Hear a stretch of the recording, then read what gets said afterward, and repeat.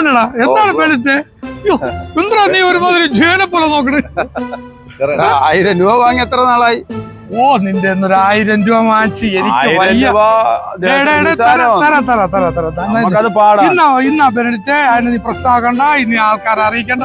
ഇന്നാ നിന്റെ 500 രൂപ പേടിച്ചേ. നോക്ക്, ഈ ബാക്കി 500 രൂപ ഞാൻ തരാം കേട്ടാ. ഇല്ലാത്തോണ്ടാണ്. നിനക്കൊരു 1000 ഞാൻ തരാനുണ്ടല്ലോ. എല്ലാവർക്കും ഉണ്ട്. അപ്പൊ ഇനി 500 രൂപ തരേ. 500 രൂപ പിന്നെ നമ്മള് വച്ചിരിക്കണ്ടേ. നോക്ക്, ഒരു 1000 രൂപ തരാനില്ലേ? അന്ന് നീ എന്റെ കടം വാങ്ങിച്ചതാടാ. എന്തോ എന്തോ അടയ്ക്കാൻ വേണ്ടി പറഞ്ഞെങ്കിലും 1000 രൂപ തരാൻ ഉണ്ടായിരുന്നു. നീ മതി. ഇനി അപ്പൊ നീ ഇനി ഒരു 500 രൂപ കൂടെ നീ ബാക്കി തരാറുണ്ട് കേട്ടാ. ഇതിന്റെ 500 രൂപ. നിനക്ക് എത്ര രൂപ ഞാൻ തരാറുണ്ട്? 500 തരണം. ഇനി ബാക്കി 500 തരാറുണ്ട്. ഇന്നാ പേരിട്ട് നമ്മളെ കടം. ഇനി ഞാൻ 5 പൈസ നിനക്ക് തരാനില്ല.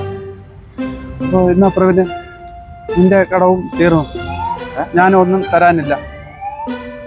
1000 തരാനല്ലോ. അല്ലേ 1000 രൂപ.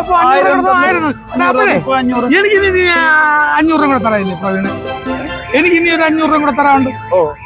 അപ്പൊ പിന്നെ അത് കൊടുത്താവോ? കടങ്ങളൊക്കെ തീർന്നു പോട്ട്.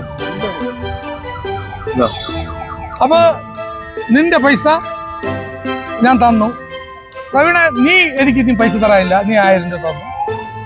ഓക്കെ, പ്രശ്നങ്ങളെല്ലാം തീർന്ന്. ഇനി ആരും ഇനി പൈസ ഇടപാടില്ല. നമ്മൾ 3 പേർക്ക് യാതൊരു ഇടപാടുമില്ല. ഞാൻ പോട്ടെ. Bye bye. ഓക്കെ. എനിക്ക് 1000 രൂപ തരാനില്ലേ? എനിക്ക് 1000 രൂപ തരാനില്ലേ? ഞാൻ നിനക്ക് 1000 തരാനില്ലേ?